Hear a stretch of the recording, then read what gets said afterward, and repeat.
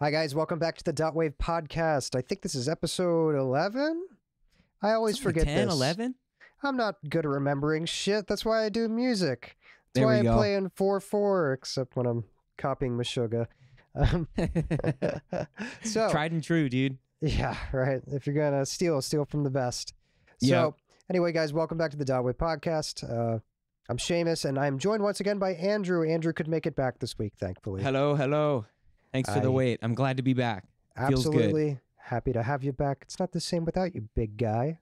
Oh, Big much love. boy. Yeah. Bye. So today, I think a fun topic would be talking about analog versus digital, Yes. how they differ, which is better for which scenario, the cost that comes with analog, because it's fucking Spendy. expensive. It's Oh expensive. yeah, bougie and spendy. So we're going to talk about all that stuff. I think I've had more experience with analog than Andrew has. Agreed. But that doesn't mean Andrew's opinions aren't valid. He's had some experience, certainly. Little bits here and there, man. As yeah, it comes to me, of course, I take advantage of it. Yeah. I guess just starting off, I think a disclaimer is pretty important in that I don't actually own a lot of outboard gear at the moment. I worked at a studio before, and I used to work on outboard gear quite often. Yeah. And now let's see what we got. I have an art, channel strip, which is fine. Good Those compressor. are all right, dude. Yeah, no, good compressor. Good for squashing a Omni room mic or something like that. I really like it. Totally. And then what else do I got? I got a Octopre with optical compression on each channel, which is very bare bones. But it sounds fine. It's cool. It glues stuff Yeah. a little bit more on the way and smooths a signal out. Yeah, probably great for drums. And then I have a DBX that doesn't work. So, Oh. not a Oh, whole what lot of analog DBX do gear. you have? Fuck if I know. I haven't used it. Oh, in Oh man. 266 XL. And then I have, Okay. little odds and ends. Like I have guitar pedals. I have a good Yeah, bass of pedal course. here. But yeah, but my setup has gone from, working with quite a lot of analog on the way in, to very, very stripped down. So I Yep. think I might be able to provide some somewhat interesting perspectives in terms of, is one better than the other? Because I've worked with both. Yeah, I'm always Um, interested in hearing that, dude, because I hear that people say that the difference between, say, the Wave 76 and a real one, and granted, they're, I'm sure to someone's like trained ears, drastically different in ways. Not I've heard that they're really drastically. similar. There's Not a lot of drastically. similar They're close. characteristics. That's the thing about plugins, man, is they'll get you like a good 85% to, even up to like 95% of the way there. Yeah, Uh, they do a damn good It job. is virtually indistinguishable at this point, but there's something magical about an actual analog piece of gear, and I can't tell if it's because it gets your eyes off the screen and it's tactile, you're using your hands, Yeah, or if it's because of the very real thing where, in digital we're dealing with sample rate, right? And we're dealing with Totally. bit depth. So we're limited in the information's written in steps, right? We're limited by that amount of steps, how smooth things like saturation are going to be. Where with analog, there's no such thing as a sample rate. It's operating Yeah. in the real world. So if you want to think Full about it in scale. terms of sample rate, it is unlimited sample rate. So Hmm, saturation certainly sounds a lot better on that. But totally. I guess a lot is maybe even an overstatement. Things are changing. Oversampling has become the norm in pretty much every saturation plugin I use. Yeah, and I'll be honest, I feel like most engineers would probably struggle to tell you the difference between, an 1176 plugin and the hardware if, Yep. a trained professional mixed both examples. They both Yeah. are really, really similar. I see shootouts on TikTok or YouTube, Yeah. and they'll have like a blank screen. They'll tell you what they're going to be doing, and I can't necessarily tell. I can tell they're compressing. I can Yeah. tell what the tool is doing, but I can't distinguish the two unless maybe different brand. Maybe one just has more characteristic and attitude. Then I might Yeah. feel like I get lucky when I get it right. Well, remember, each plugin is modeled after a different unit. When you have analog Yeah. units, each of those units is different, right? Like an Totally. 1176, two 1176s, even if it's the same manufacturer, same exact factory, they're not really going to react exactly the same way. So if you load up a plugin and you have all the knobs set exactly the same as you have on the hardware, Yeah. and you compare the two, it's not really going to be the same. So you do still have to tweak it and try to get them to sound like each other, because they're going to react differently, because it's based on a different unit than the one that you Totally. have.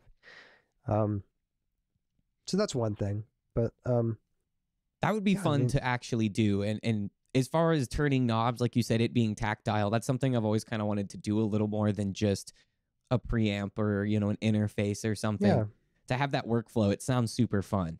it's very Hands fun. on. And I will say that train of thought is gone, so we're just going to move on. Oh, in terms of turning knobs, here we go. A lot of plugins now are fixing the biggest problem I think a lot of us had with plugins for the longest time, you know, sound aside, right? Yeah. The workflow of plugins, a lot of them have incorporated auto makeup gain, which if you think about, you know, if you're using knobs, you have two hands. You can control the input gain and output gain with both hands. Like But simultaneously. when you're on a computer, all you have is a mouse, and you can only, you know, hit one thing at a time with it. Yes. So it's great that people are either linking the input gain or output gain, or just doing auto makeup gain now, because Auto. that Yeah. definitely, you know, that's one of the benefits of analog workflow is that it's Totally. less annoying to level match things. Yeah. You know, something I've always been curious about on level match, this might be somewhat left field, but when you're applying like makeup gain and you have to do it manually, what would be the difference between going from the plugin to the fader? Does that have any difference? You basically want to leave your faders at around 0, Yeah. because faders are the most accurate at unity gain. So if you're automating, you can make very accurate moves, but the further down you go with faders, because faders are either logarithmic or exponential, some shit like that, some smart person shit, right? As you go down, so the lower the number that you get to, you actually have less control over the fader. Like it'll go in larger increments the lower down you go. So if you keep them at unity, you can do these extremely fine adjustments with automation. Oh, that's cool. So it's smarter just to either use clip gain to set the levels firstly, Yeah. or use your plugins to control, you know, all of your makeup gain, and not Totally. use your fader for that. Wow. Some people even automate volume on plugins. Why not? You know? Yeah. Yeah. Yeah. It's smart to not touch your faders unless you have to. That's something I've been trying to get better at. Yeah. I've been thinking about that for a while, because when I go through in gain stage, my method is to go lower, you know, quieter instead of louder naturally, so you don't clip. Sure. But then my faders are all over the place. -10 here, like 12 here, maybe 0 here. I don't know. Is it the end of the world? No, but the proper technique would be to keep those closer to unity. Certainly. So you're saying like maybe something like a clip gain or throughout your signal chain. Yeah, either if you have no processing on it, you might as well just clip gain it. Yeah. That's cool. That's the easiest way to affect gain without touching your fader, right? But yeah. Yeah. If you notice a plugin adds a lot of gain, don't turn it down with your fader. Put a trimmer on afterwards or something and turn it down. And relating that to like analog gear, how would that work if you're like recording into, say, a mix console, trying to get like your gain right? If that is relevant, you know? If you're using a console, you have to make sure your gain structure is rock solid on the way in. Yeah, that's a lot more sensitive on those things. Yeah, I could imagine. Of course, clipping on those is colorful, right? So it's not going to sound bad, but you want to make sure you're clipping where you want to clip and not where you don't want to clip on analog. Yeah. So gain structure being like what? What is that, I suppose? Is it before the console? Gain structure just being like gain staging. That's what I mean. Just making sure it's hitting everything at a gain where it's not too hot on the preamp, so you have enough control of the preamp and you can crank it to where it sounds good to you, rather than just like you put it through the console and it's immediately getting smashed through the preamp. It's already activating the compressor even though the threshold's all the way down. Like that's a whole other world. Yeah. That's cool. Yeah. I mean, there's some of that in plugins too, right? Like if you put a compressor plugin on and you notice it's getting squashed because you haven't been paying attention to gain staging, sometimes you have to put a trimmer before then. Well, that's what I mean by gain staging. You just got to be more conscious of that, because we can get away with things like just using a volume plugin or a trimmer plugin in digital, but you cannot get away with that in analog. You have to set that up properly. That's cool. Yeah. So I guess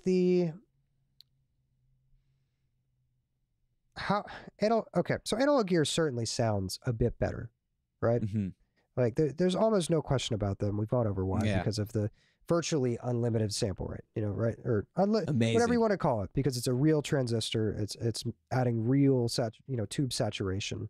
Yeah, it's not in the real limited world. on It's not CPU or a RAM computer or whatever have you. It's Yeah. it's not based on sample rate and bit depth. Yep. That's cool, but is that worth all the extra money? Because a plugin for a compressor might be $100. The compressor Even itself less might sometimes. the compressor itself might be $2,000 or $1,000. So these UA it plugins, really makes you question, tools. It certainly it does sound better, but yeah.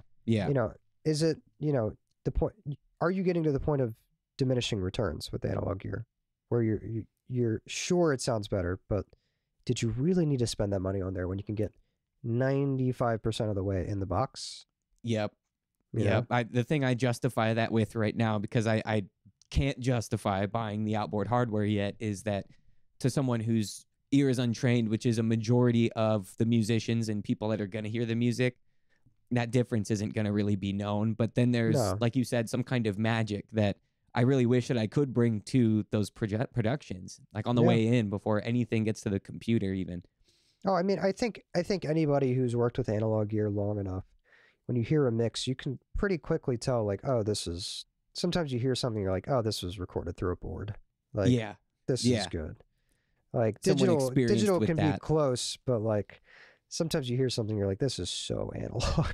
Yeah, you can tell, you just man. know. It just kind of makes things a little sterile. Because it has that analog vibe. It has the vibey saturation. It's done something really cool and added tons of harmonics in a way that digital, it hasn't absolutely perfected yet. But again, is that worth spending $280,000 on an SSL Origin board? I was going to say, those boards are pricey.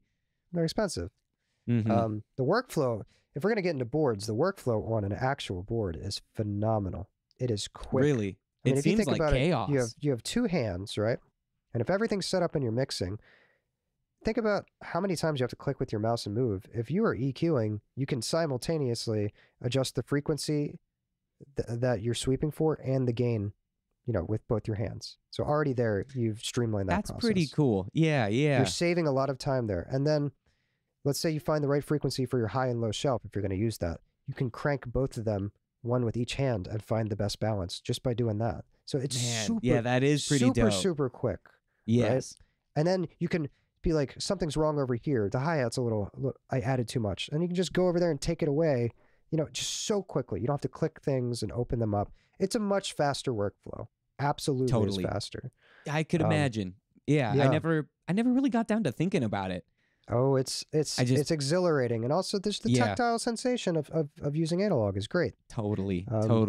Like a lot of live sound engineers, I use an X32 at one of my gigs, which everybody makes fun of. But let's be honest, it doesn't have the best workflow for a board, right?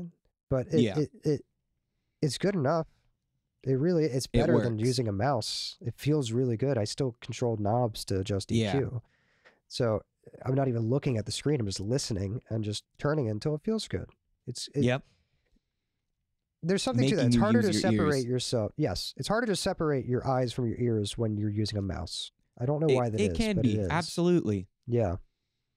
Something that I think using your eyes is bad. It's not. Sometimes it's nice to just look at a graph and be like I hear this weird frequency. I think it's around 2K, and you look at the graph and it's like 1.5 and it's spiking. It's like, okay, yeah, there it is. Yes. Like that's beneficial. It is. Yeah. But sometimes turning the screen or just like looking above the screen, you can break that habit. Closing and it absolutely helps your ears. Yeah. Absolutely. Yeah. You're going to make trick moves myself out all the time though. Yeah. You're going to make moves that surprise yourself. And then a good thing to do is when you A/B, I like to close my eyes a lot when I A/B if the plugin allows me and I don't have to click on different buttons for A and B, which is ridiculous. I should be able to switch between them with one button so I can close my eyes or look away. Again, just like little UI things that plugins get wrong sometimes that are stressful and they make the workflow worse. But totally. Yeah, sometimes I'll just be like, did I really make it better? And then I'll just close my eyes and A/B and click it like 6 or 7 times real quick so I can't tell which one I start with. And then just like listen to both and be like, which one actually works better? And honestly, half the time I'm like, I made it worse. I just shouldn't do that. I should just leave it. It worked better Yeah, before. Yeah. agreed. I'd rather. Which, you can't do that with a console. So that is one of the advantages digital has over a console is you can't A/B stuff. I If you gotcha. change it, it's changed. It's Do you have to just completely it's revert different. that whole move if you want to hear it before and then move it back? Yeah. Yeah. I mean, there are consoles that, have perfect recall, right? They have, Yes. you can set it and you can have it go back to a previous state, but it can't. I haven't worked with one of those, and honestly, it can't be as simple as clicking one button and it's instantly back at the other sound. No, that seems like a really big function.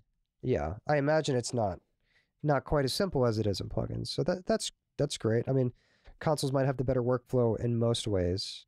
Yeah. In terms of just EQing and compressing, console workflow is superior, certainly, but there's a lot you can do with computers that you can't do with consoles. Totally. And on consoles too, what is a threshold for like considering a good mixing console? Because there's consoles all over the place that offer these things, and of course, it's not going to be like a Neve for $800, $1,000, but I mean, would it even be worth? Does it sound good? If you think it sounds good, use it. A lot of. Here's another thing about analog gear that nobody really talks about now. That's important. I think it's very important. And I'm saying a lot, and it's pissing me off. I need to get better at that. I didn't learn to be a broadcaster. You'll get it. You'll get it. One at a time. Yeah, I'd rather just swallow my spit than say So there's something about analog gear that people aren't saying a lot, but it's something you need to keep in mind. And it's What's that? Throughout history, a lot of the gear that has become iconic, especially in the last 30 years, a lot of that was stuff people were experimenting with because they couldn't afford the expensive tube compressors that people were using in the 60s. Are you talking like DBX, like mid-range DBX stuff? DBX. Okay. Absolutely. There's Alesis micro limiters. Very cheap, but it has a very particular sound, right? Yeah. There's a lot of gear like that starts out as cheap, and then somebody realizes like it's not good at a lot, but it does this one thing really fucking well. Like, this micro limiter by Alesis might be terrible on most sources. Too heavy-handed, it adds noise to the signal. It's not good. But then you slap it on a snare, and you're like, hold on, that's really aggressive. Hold the phone, yeah. That's really punchy sounding, actually. So that's interesting to think about. I think there's a lot of. It's useful to understand that cheap gear can often become your signature sound, and really explore the gear that you have, rather than going, I need this $1,400 compressor in order to sound the way I want. Like, maybe stop comparing yourself to others all the time and think about what you have and try something different, and it might work. Make the most of what you got, man. Yeah, you can do it. It's not that 1176s and LA2As aren't good. They're great, but they're phenomenal. Yeah. But, are they unique? Compressors are compressors, man. You can probably get some of the same fundamentals out of the way, but maybe not the same like outer extra characteristics that they offer. Depends on your also type don't of have to compressor. spend so much money. Depends on the type of compressor. I mean, I think it's important. This is true. For anybody looking into getting analog gear, you should be researched into this. You should know your differences between your compressors. What's the difference between a VCA compressor and an FET compressor? You should absolutely fucking know all kinds of fun stuff. Mm-hmm.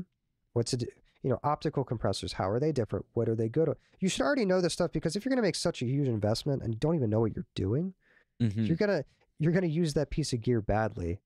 And all of a sudden you wasted $1,300 to get a piece of gear that makes you sound worse. Just to look good, really. At that point, I feel like you're just flashing.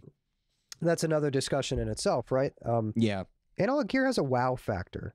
People walk into a room and they see analog gear and they go, "Oh shit, this guy's the real deal." They go, "I want to spend my money here." Like, it is like they're starstruck when they see that stuff. Excuse me. Whenever people used to come to the studio I worked at, Apollo, which we had a nice rack of analog gear. Like, we had a LA2A, 1176. We had a good UAD preamp. We had, I think it was a 6176 or something like that. Ooh, which was, it's like an LA2A circuit with like some EQ before it as well. Wow, that sounds nifty. Something like that. I'm probably saying the model name wrong. So we had a JDK dual channel preamp. We had a bunch of stuff, right? Yeah.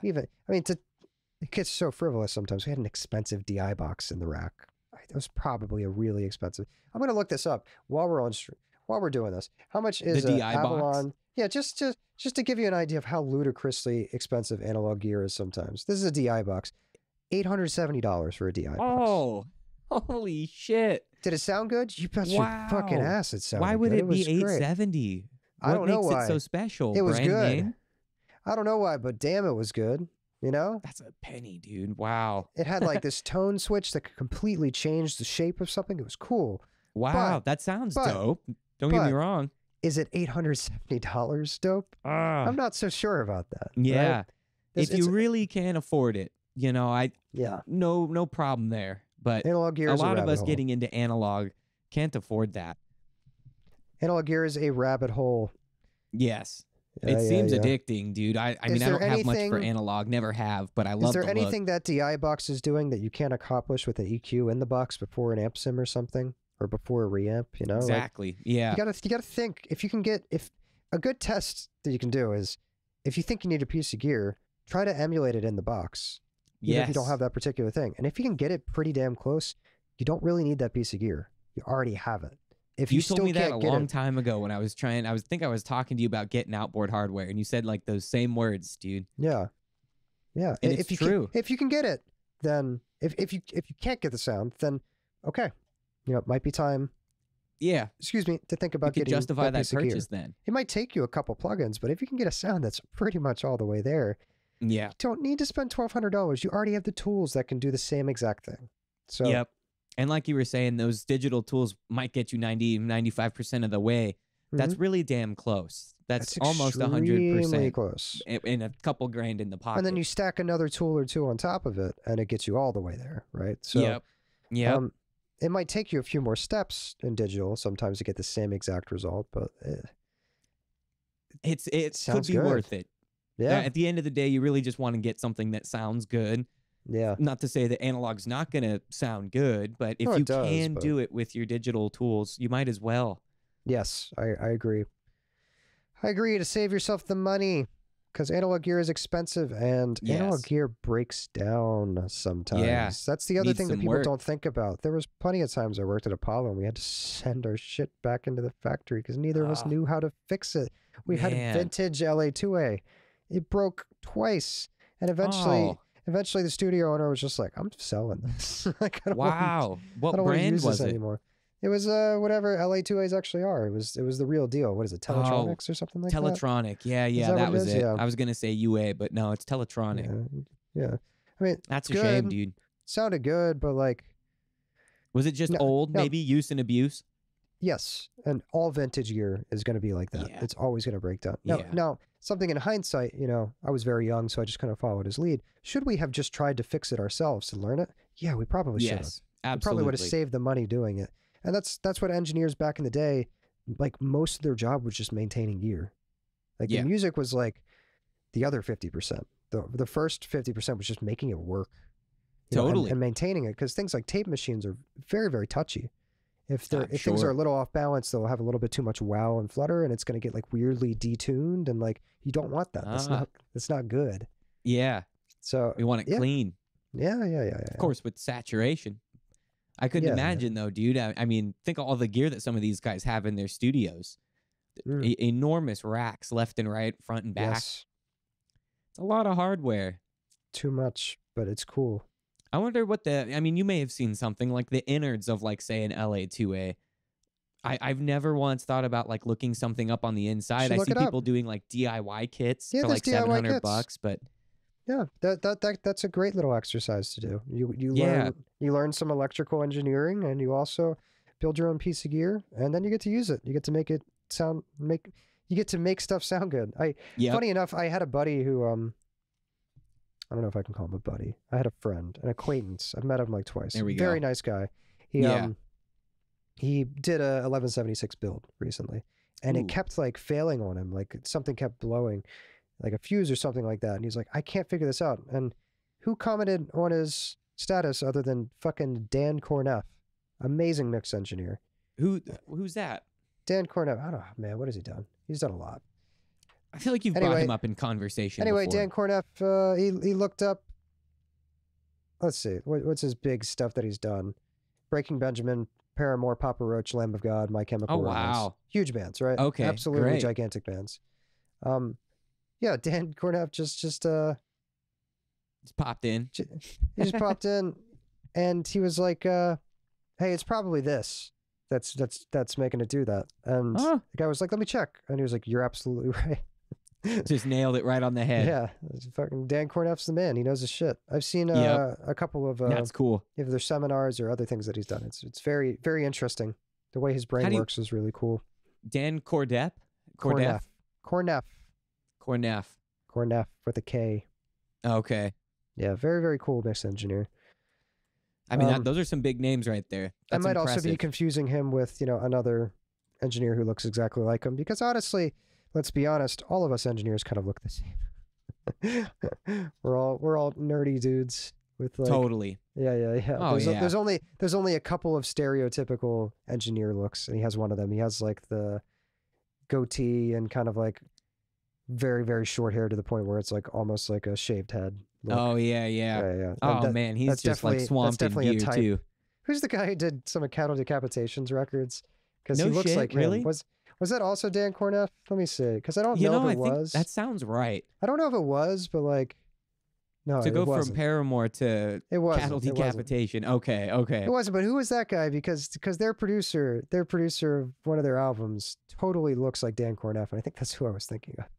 But it was Dan Corneff that absolutely. We're going off the rails here, guys. I need to know this. I need to know this shit. Might So as it well was, get to the next topic. It Favorite was producers. Monolith of Inhumanity, their best album. Let's be honest. Dave Otero, that's who I was thinking of.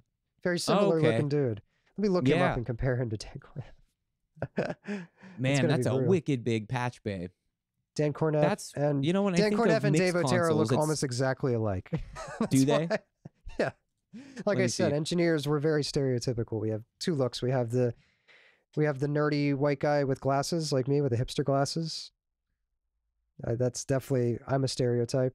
Yeah. They look like the same person, don't they? Yeah. but yeah.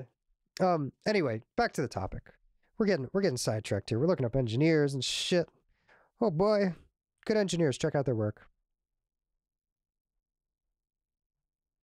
Yeah.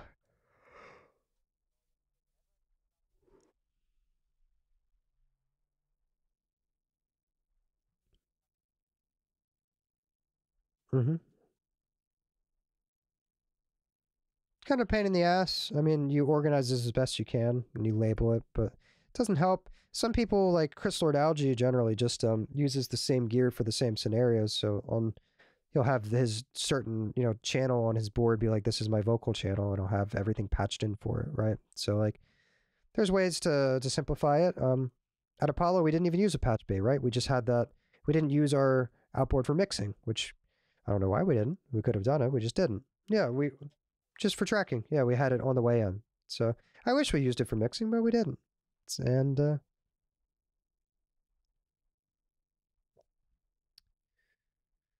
yeah, you have to send stuff out and patch it. It just takes more time. Yeah, an extra couple steps. You also have to set it up so it can do that. So yeah, a couple things. But is it worth it? Probably. Sounds pretty good. Yeah, sounds pretty cool. I don't know. Yeah. Oh, excuse me. Oh, I've been up since 6 a.m. and it's 6 p.m. I'm getting tired. Oh, boy. Yeah. But anyway, getting back to what I was saying, that wow factor is pretty important. I mean, I think a couple of people who came into the studio ended up paying me just because they saw all the gear that we had. Like, it kind of doesn't... At that point, when they see all the lights, we would always... the owner would always say to me, make sure everything's on when they come in. And he was right. Like, they go there, they go, wow. Oh, that's really pretty. They love it. Even if they don't know what it is, they go, that's really pretty. It's like, Yeah. Sounds good Low too. lights, got the gear lights, Yeah. knobs so, everywhere. I mean, shit, I don't even have a lot in my rack, but people see this and they're like, wow, that looks really professional. I'm like, if you knew how bare bones this setup was in terms of output, Yeah. yeah, you I feel the probably wouldn't same think way. that, but it looks cool. So, It does. I have everything turned on. And then I'll also do my vibey lights, like Well, let's see if I can turn them on real quick. I do the vibey lights when they come in the room. Ooh, RGB lights. Ah, there we go. You know, People love light. That yeah, people that's a love vibe. People people love love the lights. RGB. Yeah. Yeah, For RGB sure. anything. I had a buddy come over and I got lights in my new computer. Like, dude, that's so sick. Like, oh my god. I was like, yeah, dude, it's a computer. It's lights. Yeah, it makes it run faster. Yeah, it does. It's like Yeah, the little whatever. thermometer or whatever on my Skechers. Speedometer. It's like a racing stripe, but for computers. Ah, yeah. Extra 20 horsepower. Yeah. That's how you download more RAM. So, maintenance though on outboard certainly expensive. It can be time consuming, and you also have to think it's much more susceptible to things like smoke in the air. Oh, totally. If you notice when you go to buy a microphone or gear, oftentimes people will advertise, used in a smoke-free studio. That's a big deal because smoke actually kicks onto stuff and it can fuck up electronics. And then if you think about microphones in particular, it kicks onto the capsule. It can actually darken the sound of the microphone over time. Yeah. But oh yeah, I believe it. I don't know who it was or who I was talking to. But whatever vintage 87 you buy, if you go that route, right? Like a vintage Neumann U87, they're all going to be used. They're all going to be from a studio where cigarette smoke just was happening all around it. So they're all going to be darker than you would. That was the norm, dude. If you look up pictures, you're going to see people smoking. And maybe that's the sound, right? I don't know. But that's what I was saying. I feel like I've heard someone say in conversation that they almost preferred a smoked up microphone. Yeah, or a smoked up piece of hardware because it did something different. Why not? I mean, I wouldn't want to have my hardware get all fucked up, but if some people want that, feel free. Totally. I mean, it has to be doing something, and like you're saying, maybe that was kind of like the sound. They maybe adapted their ear, like tuned to that over time. Yeah. Decades of cigarettes. Mm-hmm. Or even probably weed smoke too. I don't know if that has the same tarry sticky effect. No, when it's smoked. weed and music, they don't go together. What are you talking about? Never, dude. Nobody who does music smokes weed. Drugs, sex, rock and roll. What the fuck? None of that hooligan stuff. Just little good, Christian serious, professional musicians here. No. Clean cut. So I guess we should probably round off the analog discussion here. I think we've about hit the end of that. Getting there. It's expensive. Final words. If you can replicate it in the box, then do it. You probably don't need the analog piece of gear. Yeah.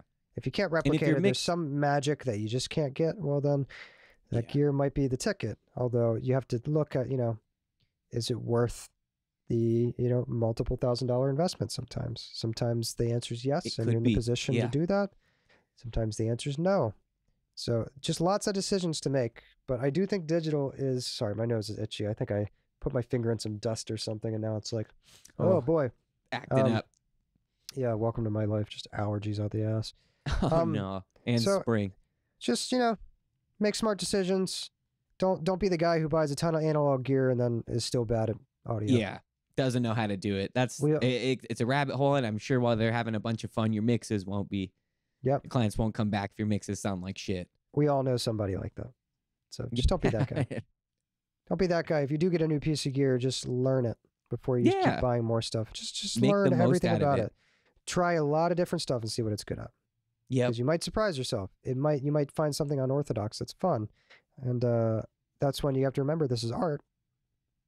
That's the point. This is art, be creative. There's no rules. Do whatever the fuck you want.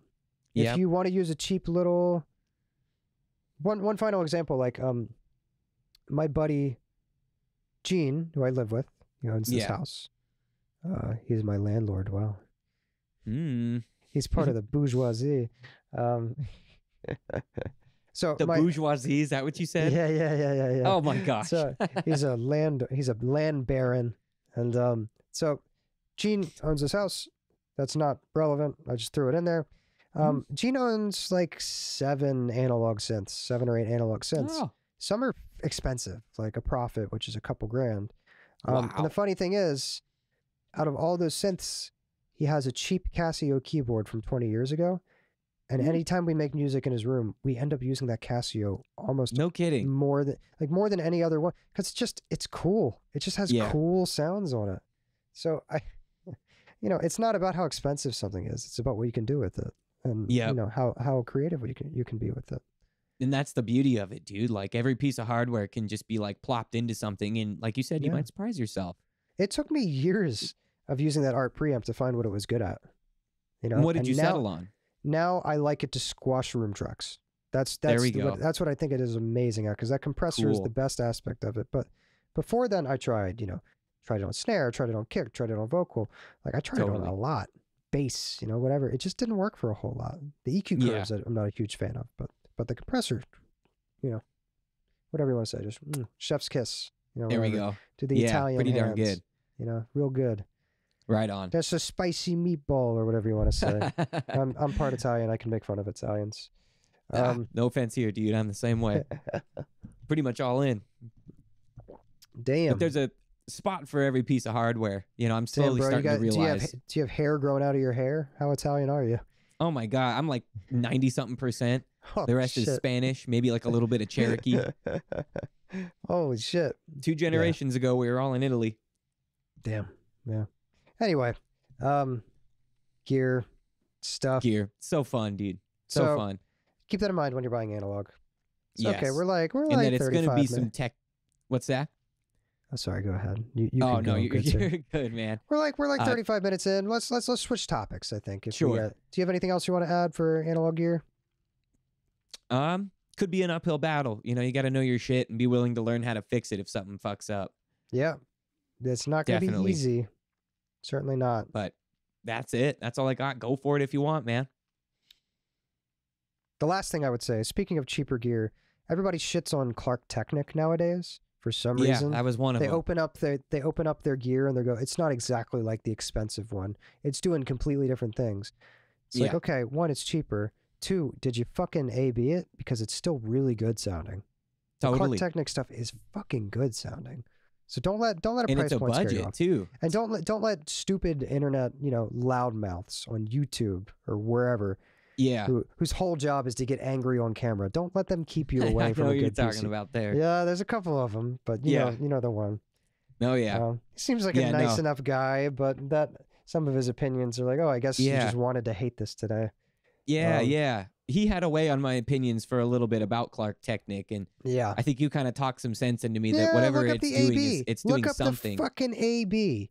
Yeah. Do a blind AB with that versus like 3 other types of units in the same category, like 3 other, like find Or 3 if other it's- clones of the same unit and just Yeah. AB them, and you'd be surprised. I found an amazing video where they go through like, here's it on bass, here's it on vocals, here's it on kick, Yeah. here's it on snare, and like sometimes I was genuinely surprised. Like sometimes for some of those categories, the cheap one excelled and the more expensive ones didn't sound as good. But in other Totally. categories, the more expensive ones sound better. So it's like we're saying, you'll figure out over time Yeah. what exactly the thing that you have is good at. Because I guarantee you, Absolutely. even with a cheap piece of gear, there's going to be one thing that it's fucking really good at. Fuck, you maybe should, a couple, you should try dude. to use it. It's going to be compressing. If it's a 76, you're going to get the compression. And Yeah. just because it's not identical and like the same everything doesn't mean it's not going to sound great. You Mhm. shouldn't They let don't- some guy convince you otherwise, especially like me. I hadn't even really used it. I just assumed because Mhm. it was like a Behringer piece of gear. So I was like, it's probably not great because I've never had Yeah. a great experience with The what funny thing Behringer is stuff I've had. Behringer has plenty of good stuff. Behringer's technical support is what Yeah. most people complain Is it about. pretty good? I mean, they do Oh, have cheaper knockoff versions of things, but then they have like mid-range stuff that's pretty fucking good. I've used some good stuff. Cool. So, just you also have to know if something breaks and you're going through Behringer, the chance of it getting fixed is fairly low. At least so Very I hear. minimal. So I hear, right? Maybe they have changed. And I don't want to say anything for sure because Yeah. I do enjoy some pieces of gear from them. Totally. But all right, moving on. Yes. To the next. We've touched on plugins today. We've touched on hardware. Let's focus more on the software side of things now, though. We're going to Sure. focus more on plugins. Yeah. The first thing I would say that makes plugins really cool is there are tools that are plugin only that analog cannot do. Or if it can, it would be What are you ludicrously thinking of? expensive. The first thing I can think of is something like Soothe 2, a dynamic Oh, resonance yeah. suppressor. if you were to find a piece of hardware that could do that, do you know how expensive that would be? Because it's like Probably it's a like shit ton of money. it's dude. virtually unlimited bands that it's working on, and each of those bands would cost some money. So that just seems virtually impossible. there are tools in the digital realm that are not based on analog gear at all that are amazing. There are even things like take the L1 limiter by Waves, not based on a piece of gear, and it's got so much character. It just makes stuff sit. It's punchy. It's aggressive. It distorts stuff in kind of a cool way. You know, that is a fucking cool sounding limiter. And there are plenty of analog limiters that just don't have that character. Yep. Things like R bass got a different or flavor. max bass, right? Where they're adding harmonics to your bass to make it more audible on smaller speakers. Yeah. Like, things like that. That's You're just cool. not going to That's find cool that. as fuck. Yeah, you're just not going to find something that does exactly that when it comes to analog gear. So digital has a huge leg up in terms of really creative signal processing. Yeah. Totally. Think about your Parallax thing by Neural DSP, the bass VST. Yes. That's a multi-band bass VST that can control each band separate. It's like Saturn, but for bass, right? Exactly. Pretty much, dude. Good luck Same finding shit. that in the analog realm. You're not going to find it unless you want to manually cut those with filters and send it off to 3 different channels and then you got to worry about weird phasey bullshit. So totally. Yeah. You know, I can say that I've heard some damn good tones from you with I forget what pedal that is. I don't know if I would really I would consider that a piece of outboard gear. 100%. Yeah, let's show it to the camera. This is a Sansamp VT bass Deluxe. This is one of the best investments I ever made when it came to bass. That and the fact that I got a jazz bass that helps too. Yeah. But you've got other tools like what is that, dark glass? I don't have a dark glass. Oh, not you, but in general, overall. Oh, yes. I mean, dark there glasses are can do it. There's other Sansamps too. I found this one was my favorite. I A-B'd them like a good, engineer does before I bought. And I found that this one got me closer to that tone that I kept hearing on records. Even if they didn't use this sounded more like it to me.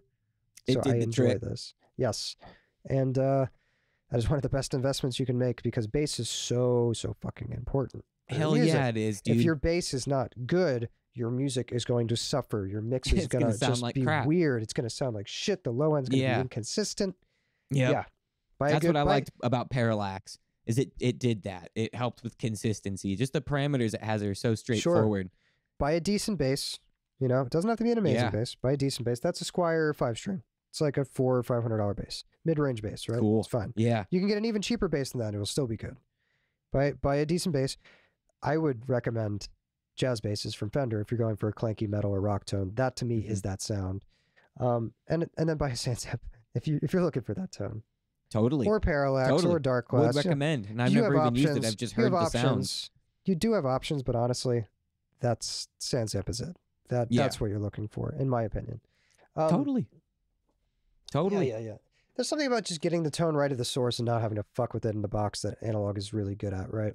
Yeah, I definitely like that about tones. I love playing through like an amp, a good like 4x12 or 2x12, really. But 2x12s are better for the most part in terms of studio. I like use. 2x12s, definitely.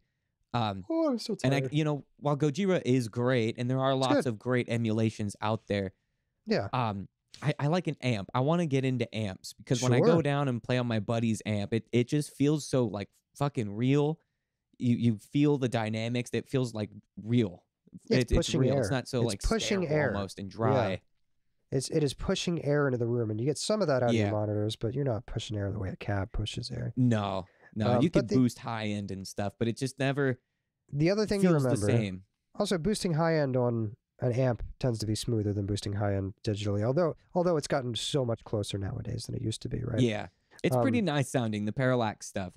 Boosting the presence, boosting all those the Neural highs. DSP stuff is good, but makes it slap real good, nice and percussive. Something to keep in mind though is if you get a good amp, that's great. The next thing you need is a good cab. Okay, that's more money. The next thing you need are really good microphones. All right, that's a bit much. And if you want to make those really good microphones sound as good as they can, you have to have a well-treated room, which costs even more money. So stuff like that, live instruments are cool, but they are a money pit. So it's just something to be aware of. Like you can do it subpar, but you're going to have to work a lot harder to get a decent tone out of it than if you, did everything right. And doing everything right is expensive. Yep. And there's the argument there that the digital world kind of does have that leg up, price point wise. You can get great in the sense of tones. like plug and play. The digital Yeah. world is much quicker to get up and running, right? It is. And it's a matter of convenience too. That's true. And it is a much cheaper investment. Yeah, for sure. And in some of these, you get multiple cabs, multiple Yes. mics. You can adjust placement on those with impulses that already sound good.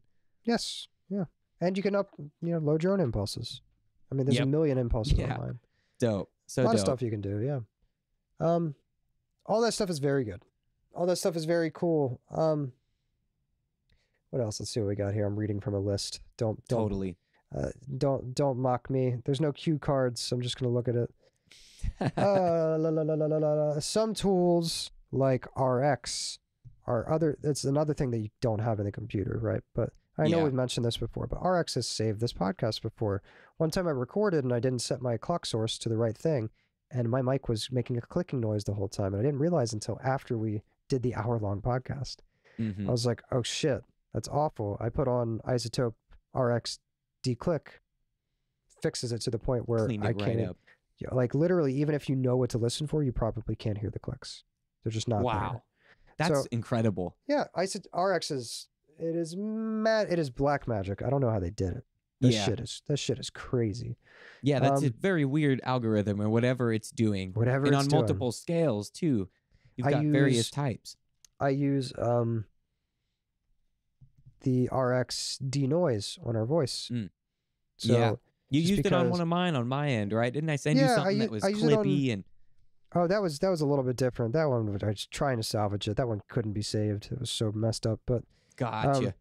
But the denoise is just because we're compressing the fuck out of our voice, right? We want it to be even. It brings up the background noise of just the noise floor. Just brings it up, so you'll hear a little bit of a tss, right? Totally. Just like you do if you are mastering a song and you just like start playing but there's no instruments playing, you can hear like that kind of like noise floor stuff. Same idea. So the denoise gets rid of that, which is great. That's cool. And it's smartly adapts to the input signal to do it.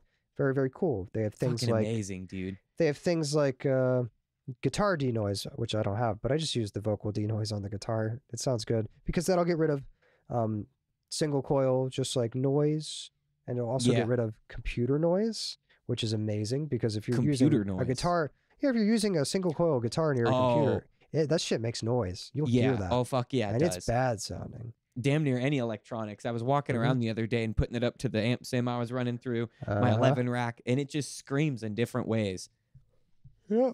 Hiss and like gargles. It's disgusting. I'm sorry. I never really noticed till you started talking about it because I have a super tight noise gate.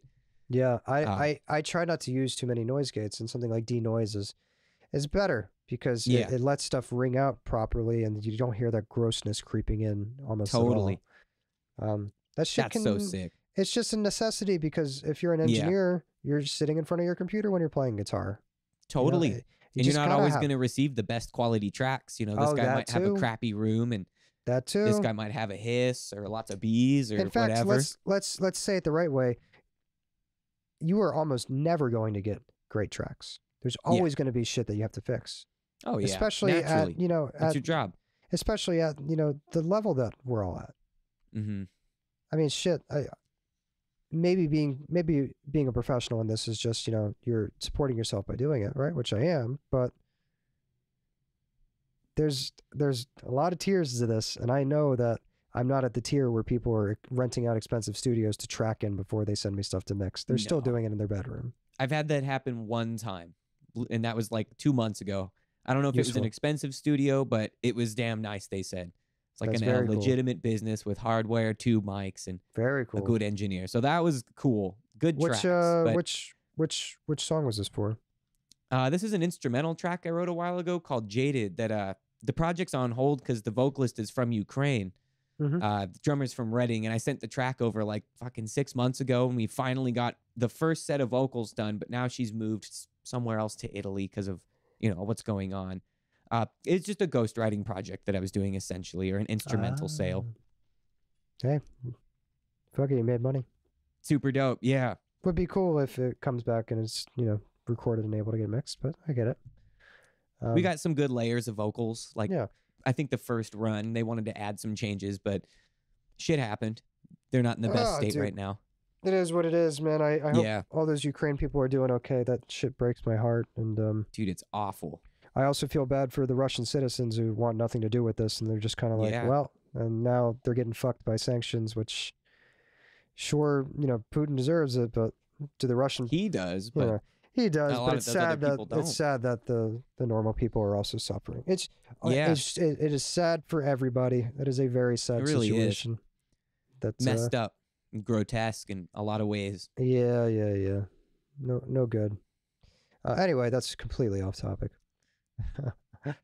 But in terms of plugins, we've already kind of touched on how good their value is. But if you think about something like some of the bundles, like the Slate Digital bundle, where it's like $15 a month, and you get so much shit, and they're constantly adding to it. I use a lot of those plugins. Me too. Like, on that's every well mix, worth it. damn near. That's well worth it. Oh my god, I'm so tired. Oh. I'm so sorry. I keep yawning. Like I said, forgive me. I've been up for 12 hours. It's not my fault. Goddamn work to do, boy. Yeah. But stuff like Slate is amazing value. It's so much more affordable than just stepping into hardware right away. Yeah, and they sound amazing too. Yeah, and then things like just because it looks like we're going to hit an hour somewhat soon, so we're going to keep Pretty moving this along.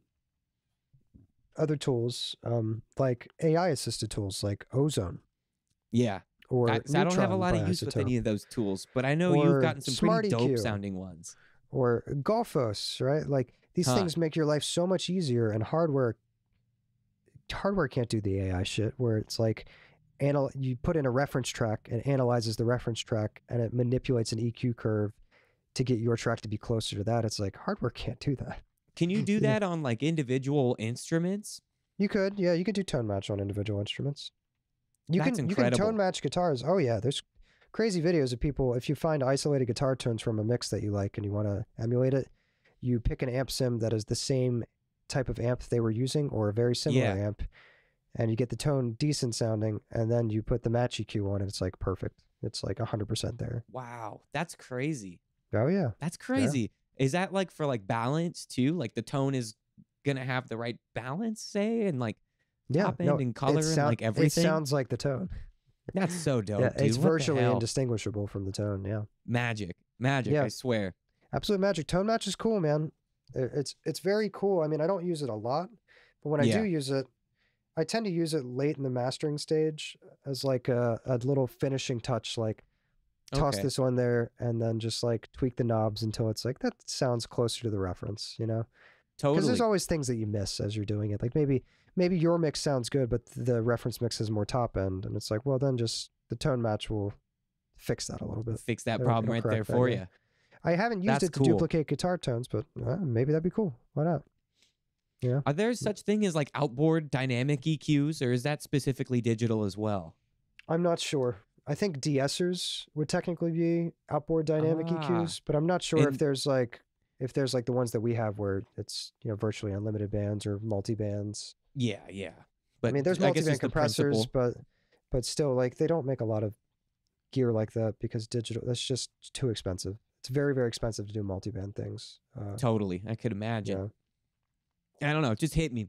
Thought maybe dynamic EQ is one of those digital specific things. It seems a little more technical. It's technically not digital specific, but in the way that we use it now with like stuff like FabFilter, it is.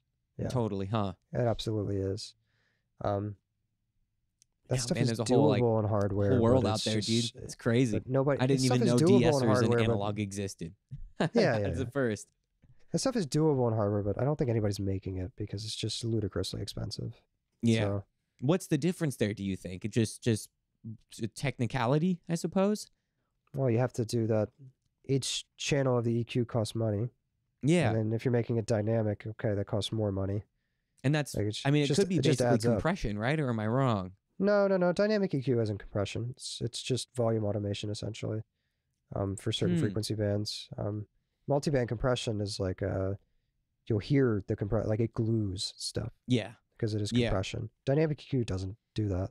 So I it's was just different. thinking in terms of like the outboard like function, but Mm. I can see what you mean. That'd be like super definitely technical. Yeah, that's been something that I've been trying to get better at is hearing when I need dynamic EQ and when I need multiband compression because it's such a tough distinction because they're so similar, right? But Yeah. I have been learning when one is the right move over the other, and it's pretty cool. It's like I said, it's just like if you want to glue something, that's one thing. If you want to just get rid of like kind of a resonance and have it duck down, then Yeah. that's what dynamic EQ is a bit better at. I use dynamic EQ on guitars often, or blast beats on snare. Okay. That's about it. I mean, I But don't, but like I could see how you'd use that. Yeah. Yeah. I don't use multiband compression too often. I use multiband on guitars to On guitars. tame chugs in like the 200 There to we 250 go. range. Although now I've just been using the Joe Wanasek bus glue that has a button that I turn on, and it Yeah. probably has some sort of multiband thing going on or dynamic band. Maybe it's just an Totally. EQ curve. Speak pretty highly of that. It sounds good, so I just turn that on and it fixes the problem, which is great. Cool. Cool. Easy That's peasy. that's a great thing about plugins is they have a lot of easy fixes like that, where there's problems that have existed for a long time that people have perfected into basically one knob, Yeah. which is That's dope. amazing. That's pretty cool. I mean, think about Joey Sturgis's gain reduction plugin. That is a vocal chain. That is based on an entire chain. They and put it's it just down to one two plugin. knobs and an output. Yeah, I think it's like multiple compressors. It's limiting. It's saturation. That is all just two knobs. It sounds great though, dude. It sounds just great. works. Yeah. Oh yeah. Sounds really good. I wouldn't use it for absolutely everything, but for rock and metal, like throw that shit on there. Yeah. Sounds good. If you got a super aggro rapper, works there too. Throw it on. Even the other thing is like if you have no time and you just need to get something done quickly, throw that shit on there. Yeah. Yeah. That's like it gets a you huge most benefit. of the way there. You know, it gets Some you of these almost tools all are the way there. fast. Yeah. Yeah. And that's kind of the plugins can be purpose, you know. fast. You start identifying these multiple plugins in like one knob. It's kind of driving efficiency right down to you. Like, here, there's one thing that does multiple things. Turn this knob, and you get a great sound out of it with taste. Some plugins can be super efficient. Totally, save definitely. a bunch of time. Yeah, but Shit, that's CPU the ones. even. That's the ones that aren't entirely. That's the ones that aren't just emulating an analog piece of gear, right? This is when plugins are doing their own thing that analog can't do, which is cool. That's when plugins become really interesting, in my opinion. Agreed. It's crazy to see the direction these say, things are pointing. Yeah. I'm sorry to cut you off there. I think the last thing. I think the last thing I would say is stock plugins aren't to be laughed at either, because there's some really good stock plugins out there. I think of Ableton stock plugins. It has a bus glue compressor based on an SSL, and it's made. Who does the Ableton bus glue? Because it's made by no idea. It's made by a third-party developer, and it's a good-sounding bus compressor. I mean, do I like it as much as other SSL kind of clones? No, I don't. But it's created it's great by for stock. Yeah, it's created by whoever. By that one company with the plugins. Some guy, I don't know. The knob. Cytomic? I don't know. Anyway. Huh. Yeah, it's good sounding. Here's how you can tell I look at too many memes. So it's gonna be it do be slapping. It's good. It's good sounding, but it do. I feel like that comes down to also like the same argument as whether or not you need outboard hardware. Is if you can work your stock plugins and they're a great basis to learn. As you should, because you don't actually know what plugins you need until you take stock of what you have, right? Yes. And make the best out of those tools, because they will limit you at some point. Sticking on Ableton again, I think Reaper's stock reverb sounds bad. Ableton that's not hot. Ableton stock reverb sounds good. Yeah. So like it's completely, each DAW is different. Some DAWs have really good stock plugins. Reaper, I wasn't floored by many of the stock plugins, but the EQ was perfectly serviceable. Yeah. I don't mind the compression from time to time. Yeah, they had a multiband compressor that I thought was fine. Yeah, give or take. Yeah, I don't mess with a lot of the Reaper compression, but whatever. Maybe I should. I bought plugins fairly quickly when I started. Maybe I should go back and check out my stock plugins and see what I got. It's fun to make yourself use those tools. A lot of them are really clean and transparent. Yeah. But if you want to just do something extremely basic that doesn't need color or anything like that, I mean, Yeah. they're there and they can do that. I think we also, just as audio guys, we think everything needs color when the reality is like a lot of times, even when people are recording analog, they're trying to get the signal as clean as possible because you only want color. You only want a lot of color where it's necessary. Yeah. You know, you want absolutely. things to be pretty pristine. Like everybody thinks of like tape and they get the tape plugin open and they open up, you know, whatever it is, J37, and they put on the 7.5 inches per second and they just, which thins it out totally and makes it so lo-fi. And it's like, that's cool, but like, does it need that? Yeah, exactly. Does it really, do you really need to take away all the bass frequencies? I don't know. Yeah. Just overkilling it. And it's cool and you can achieve some cool sounds, but there's a line, you know, it's to taste. I feel like just a balancing act to some degree through saturating. Yeah. Well, that's all I got. I'm tired anyway. So He's getting beat. I yawned a couple times.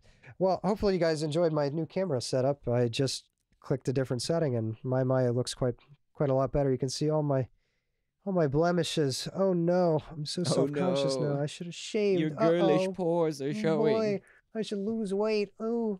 I gotta find a solution so the camera's not like below me because that gives me like almost like a double chin kind of look when I swear I'm skinny. I don't have a double chin. Here, it's the way my facial hair is here. It's patchy. Okay. So yeah. Girlish figure. Anyway, that's all I can think of. Hopefully this has been somewhat informative and helpful. Analog gear is cool. Make sure you don't put yourself in debt to get it because not entirely necessary, honestly. Yeah, there are a lot of lone ways you can go do that, but you might kick yourself when you do. Yes. Don't write off cheap gear as being bad because it's cheap. There's plenty of good cheap gear that specializes in something that's very cool. And also make the most of what you got. Yeah, and also don't think analog gear is the analog beer. Wow. Beer. Don't think analog gear is the end all or the be all end all because there's I'm saying again. Here's how you can tell I'm tired. Oh boy. There's a big world out there. It's not everything. There is digital plugins that can do things that analog gear could never do. Totally. So keep all that in mind. And keep making music. Yes. Enjoy what you're doing. Overall, have fun. You don't want to be stuck in a ton of debt and feeling like you wasted money and having some kind of guilt trip while you're trying to do something that you should be enjoying and not be regretting the whole time. Every time you look at that $2,000 compressor, you shouldn't kick yourself. Yeah. It should be a justified decision. Mm-hmm. I almost look at a $2,000 compressor the same way that people look at like $2,000 for a tattoo. I'm like, it's cool, but are there better things I can spend the money on? I feel that. You know? Yep. Yeah. Definitely not a necessity. That's the reason I have no tattoos. I'd like to have them. I just like shit's expensive and I have musical gear and plugins to buy. And yeah, you know, I have microphones to purchase. I mean, shit, dude. Microphones are almost more expensive than analog gear. Like, if you just have a good selection of microphones, that's, I would say, the biggest priority over just getting lots of compressors and stuff first. Is mics. Yeah. Anyway, that's a topic for another day. Microphones, that's a whole rabbit hole to get into. Andrew, you working on anything cool right now that you want to tell people about? Hella Metal's album is coming out. I can't recall the date. I think it's May 14th, though. And that's it. That's the only thing that's really coming up. I have like midway projects that are moving very slowly, but aren't you working on something where it's like American metal group with like K's or something like that? Oh yeah, American Metal Project as well. Yeah. I don't know why, dude. I can never remember that is something that's like actively happening. They're releasing the song April 17th, I think. Cool. It's a single we did. It was super banging, like absolutely flawless process. Like excellent. It just went incredible. And they're great dudes. They have some cool Sabbath-esque death metal kind of groove. That's dope. How about you? Anything crazy? Anything cool? On my end, I just finished a mix for a guy named Ralph Rylan. I have another one coming to me soon.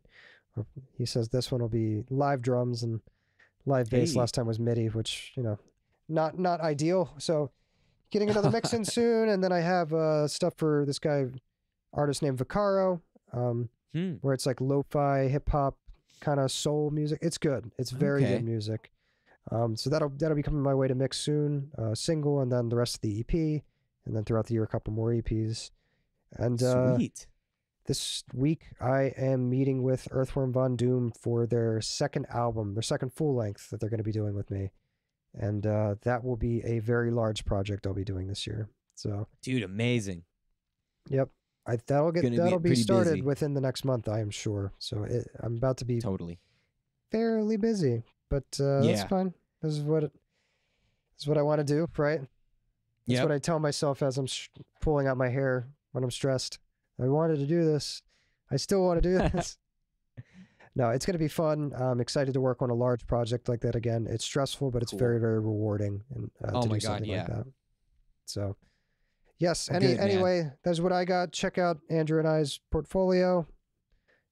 Please. Pretty please. Please check it out. And we'll see you next week, Buckaroo. Yes. Have a great week. Thanks for watching. See you guys.